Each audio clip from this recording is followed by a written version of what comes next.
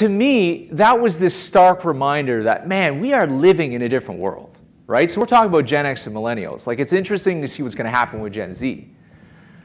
Now, as we think about digital, the digital world that we live in, how many of us here have heard about digital transformation? Quick show of hands. Is that digital transformation is our fourth industrial revolution. We're seeing this fusion of our physical world and our digital worlds are coming together. It's much more profound than digitizing paper. It's not about that.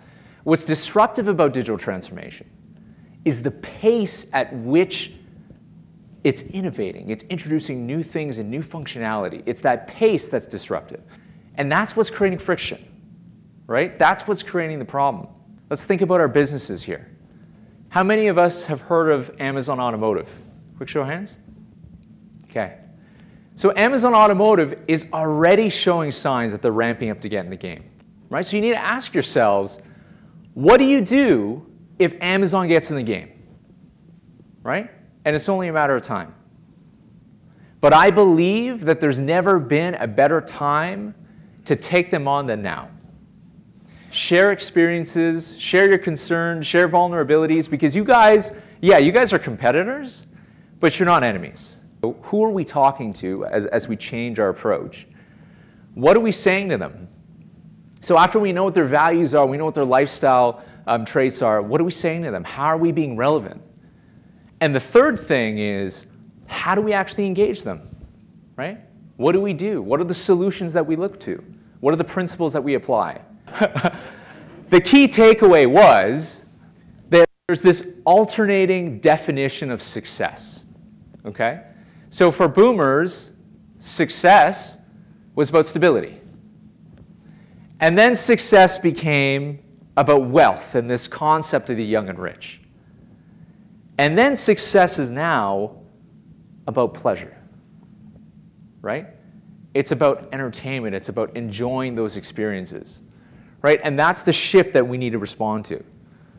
There are 9.3 million millennials in Canada. They are the single largest living generation today.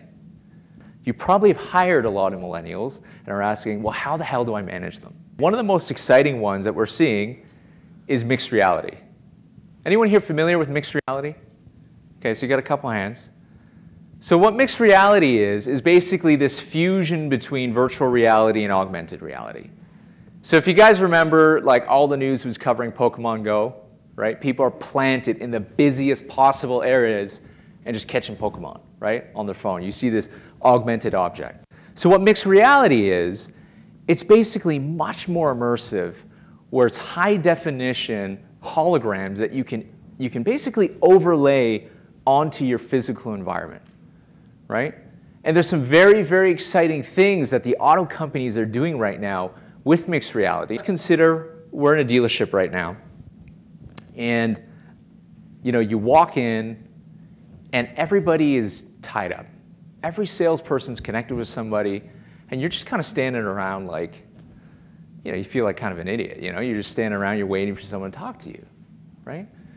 So what mixed reality can do is it's a head-mounted display where basically you can have a hologram that comes over and can show you the different components of the car. It could show you the safety features with holograms on top of the physical car. It can show you the engine. It can show you the different compartments that you actually care about, right? And that's the power of holograms, and that's something that's really going to change. Within the next 5 years, it's going to be one of the, I believe, one of the most disruptive technologies or effective technologies for you guys to leverage in the retail environment. There's all this talk around Facebook's dead. Stay away from Facebook. Facebook is still one of the strongest social platforms overall, right? So this is in terms of daily participation on social. Whereas you might go on, turn on the 6 o'clock news, they're going to Facebook, and that's that news aggregator, right? They're not really creating net new content on Facebook, but they're sharing content on Facebook, okay?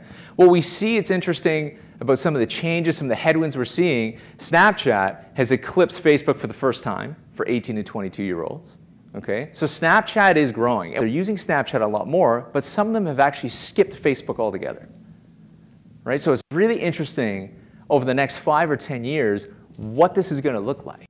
Travel is the #1 lifestyle value for this audience. And so I was keynoting an OEM conference, an auto OEM conference, and they make motorcycles. And somebody says, they raise up their hand, they say, well, Andrew, you can't help me. I said, why?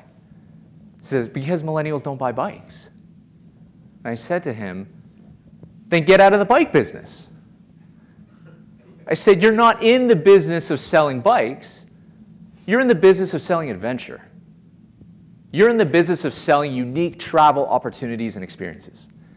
And so we need to think about that differently in terms of the copy that we produce, in terms of the images that we show. How does that align to these values, these lifestyle values?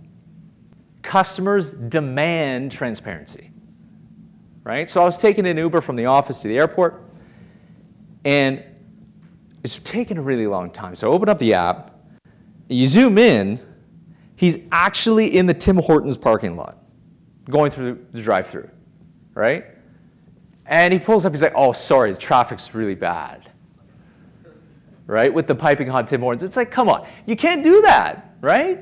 Customers demand transparency, and so they're empowered, they're researching your dealership well before they get there, okay? So that's one of the biggest changes in terms of the customers being empowered. They're doing that research. Half of them that get to your lot, they're not going to contact you before they get there. They've done that research. The thing that we need to demonstrate is that they want real photos. We need to get rid of the stock photos. They want real photos. We live in an Instagram era where everybody wants photos. We need to give them more photos. And we need to be authentic with the language, right? So you think about the lifestyle values. And we're going to talk about connection keys. We've got to make sure that the language you're using is appropriate for the audience. This concept of turning the connection key, what do we mean by that?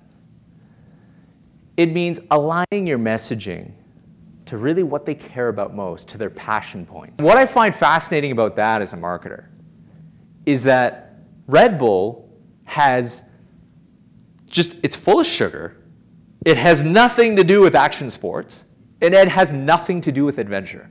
But they do a damn good job of connecting that, right? So you think about that. We are in a much better position to drive that connection to adventure, and we need to do that if we want to sell to millennials. And really, it's about rethinking about what your role is in the journey, in the buying process. You're no longer a dealership. You guys are an experience center, and you really need to think about that. Because the one thing that you can give that Amazon can't give is a live touch experience. And you might say to me, well, Andrew, look, but you just told me they're all about digital. When we ask them, what kind of marketing do you actually want? The #1 thing on that list by far is experiential marketing, is that live touch experience. And obviously it's cost prohibitive. You can't do that with everybody. But it's about how do you take those one-to-one experiences and how do you amplify them to one-to-many? How do you strategically make sure that those experiences are documented, are captured with photos, and how they find their ways online? I see here 160 reviews of these Goodyear tires, and I can get them in 2 days, right? So what we need to do is bring that layer of transparency into the dealership. People still buy from people. People want to buy from people, fundamentally, right? Well, if you're going to compete, do not compete on price, because it's basically a spiral to the bottom for everybody, right? Compete on service. Service is how you're going to compete. Second thing, create shareable moments. From the time they get to your dealership, to the time they do a test drive, to the time they pick up their car, how do you make those moments special, right? How do you make sure a picture like that ends up on their Instagram, it ends up on their Facebook? You've got to create these special moments that are shareable. And the third thing is you've got to ask for reviews. You have to ask for reviews. Reviews will not come by themselves at the rate and pace that you need. You must ask for reviews. And what you need to do is think about a way that you can make this turnkey for your sales folks and your ops folks, where they've got templated messaging, a templated approach that they ask for reviews. Yes, you need to think about off-the-shelf solutions that you can pull. You need to think about how you need to tool that. But what I'm saying is technology has been democratized, and the cost of technology has come down significantly. So with that, thank you guys so much for having me. And I'm going to be sticking around for the next couple of days, so you can come find me after.